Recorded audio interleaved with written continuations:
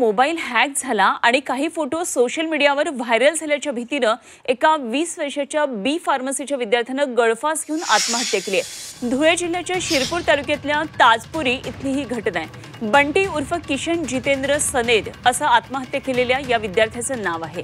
अज्ञात व्यक्तीनं मृत किशनचा मोबाईल हॅक करून काही फोटो सोशल मीडियावर व्हायरल केले होते आणि ही बाब किशनच्या लक्षात आली। तो नैराश्यामध्ये गेला आणि त्यातून त्यानं हे टोकाचं पाऊल उचललं असं बोललं जात आहे।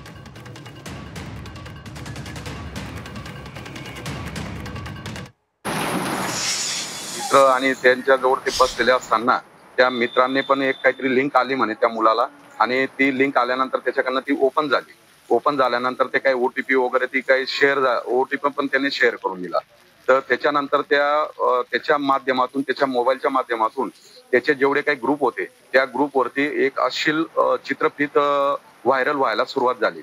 मग गावातून एका मुलाचा त्याला फोन गेला की तुझ्या मोबाईल मधून असा काहीतरी प्रकार घडतोय, तर तुझा मोबाईल हॅक झालेला आहे, तर तू कुठे आहे त्याला विचारण्यात आल्यानंतर मग 3-4 मित्र त्याच्या जवळ गेले आणि गेल्यानंतर त्यांनी सांगितलं की तू घाबरू नको, आपण त्याच्यावरती काहीतरी सोल्युशन करू।